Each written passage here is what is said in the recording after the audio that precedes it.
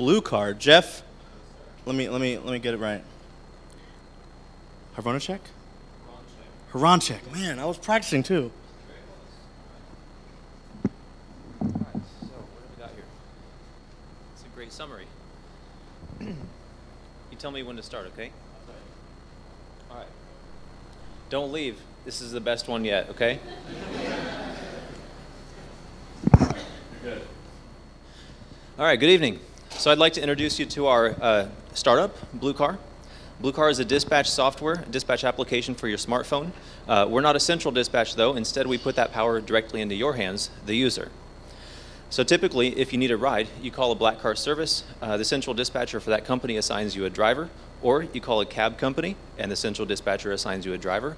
Or you push a button on a smartphone in a ride app, and the automated central dispatching system assigns you a driver.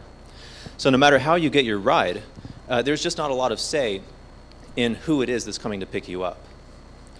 But Bluecar is changing that with UDI, a user-directed dispatch interface. With UDI, you can save drivers you like working with, then access them directly on a future ride. So if you need to guarantee your safety late at night heading home from the bar when you're not able to, protect yourself, you can do that by dispatching a driver you trust to keep you safe. Probably someone you've met before and already have rapport with. And what's cool about this system, what's cool about this system is that users can now regulate the system themselves by weeding out unethical drivers who,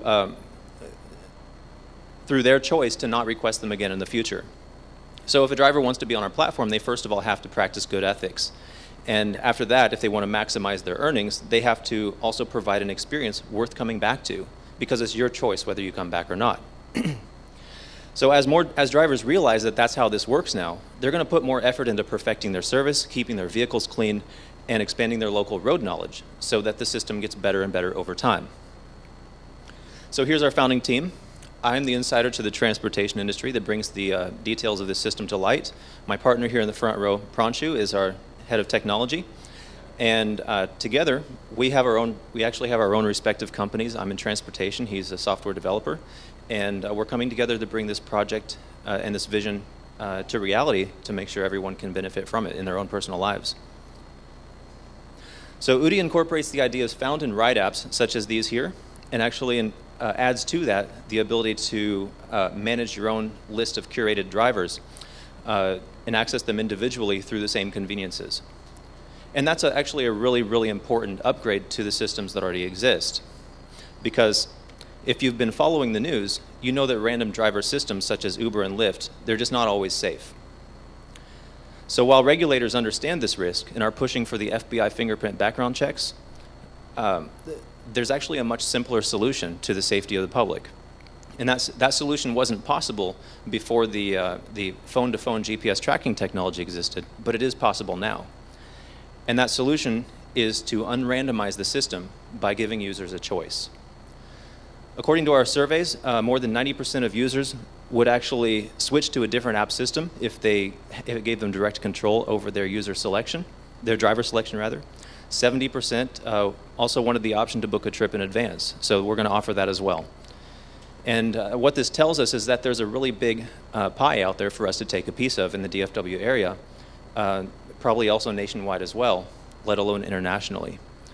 So, in fact, that pie size doubles when we consider people who have never used a ride app because they don't trust random drivers or because they need to pre-schedule their service. Now, who are we targeting? We're actually targeting the drivers. Unlike other ride apps on the market who target the riders as their main customer, we're targeting the drivers because we believe that giving drivers a real career opportunity rather than just a gig is going to offer them the stability that they need in their businesses sorry, excuse me one second. The stability that comes from a repeating client base, that's going to enable them to dig their feet down and develop real careers.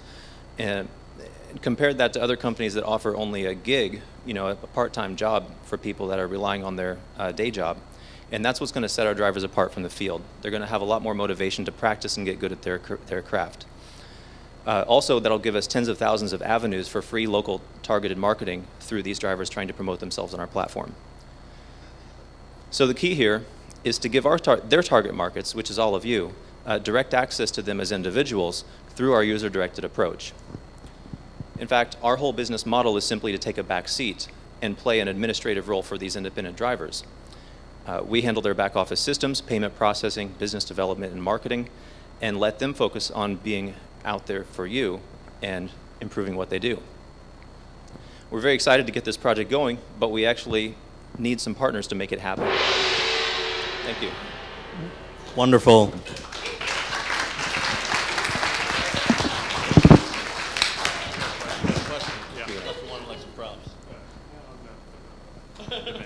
So, all right. So I guess, are you launched, and how do I start using it? We're pre-launch right now. We're in beta process, and we are doing a redesign after getting some important feedback from drivers and riders alike. Should be out by September, if we get the funding needed. So how does the pricing compare to like Uber or Lyft for the consumer? We're in a price category with Uber Black.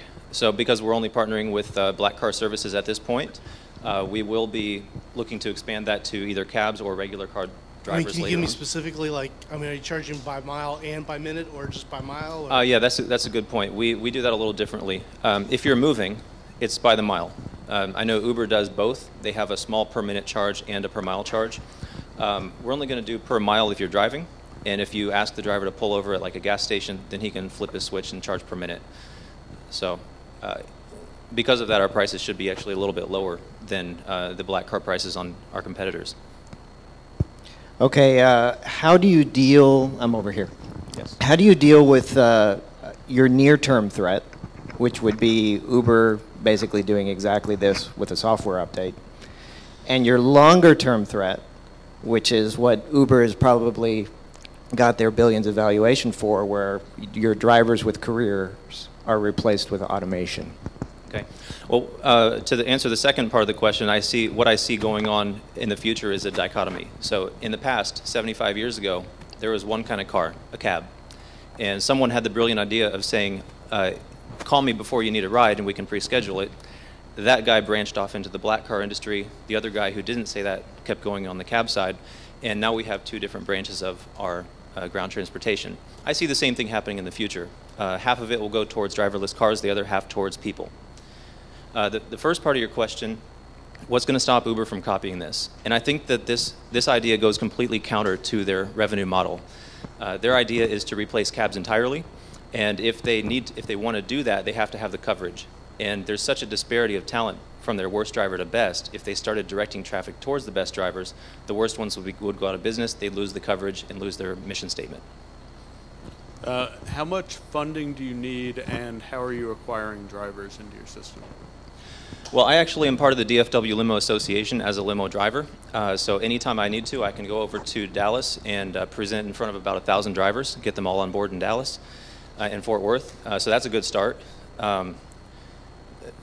Marketing is going to be largely self-directed, so we'll save a lot of money through that since there is like a parallel, benefit for the drivers marketing themselves. They get repeat business from it. We get our platform marketed through that. Does that answer your question? Great. Why are you guys not charging more than Uber Black, since it seems like this service is actually delivering a lot more value than what their setup is? We will. Hey, absolutely. If I'm an awesome driver and everyone wants to drive with Winston, shouldn't I be able to charge more, kind of like the market? Yeah, actually, we're gonna distinguish between on-demand and pre-scheduled service. With pre-scheduled, every driver can charge their own prices because you all have time to price compare. But with on-demand, it has to be uniform. Is there a union of black car drivers or limo drivers? Yeah. Oh, okay. Yeah, actually there is. I wouldn't say a union like, in the sense you're probably talking about, but there is like a network, and we all take care of each other. Yeah. So I've got a question about the implementation, and I'll take it to the extreme case. Suppose there's one driver that's fantastic and everybody wants to ride with him, and as a result, nobody requests rides with any other drivers. How are you, even if the other drivers are pretty good, how are you going to make sure those drivers don't get eliminated from the pool as a result of nobody requesting them? There's so many customers, so many riders that need rides that person who's really good will just get full, and everyone else will overflow. We actually have a system for finding drivers, and if you find them, and they're ranked based on how many new likes they have each week, and so as they stop getting new likes because they're getting all repeats, they'll fall to the bottom of the list.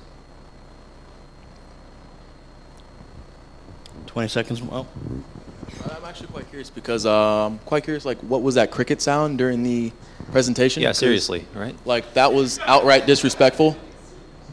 My honest opinion, like, I mean, threw off my mojo. Like, that wasn't cool at all, guys. I just want to say that. Like, someone's presentation.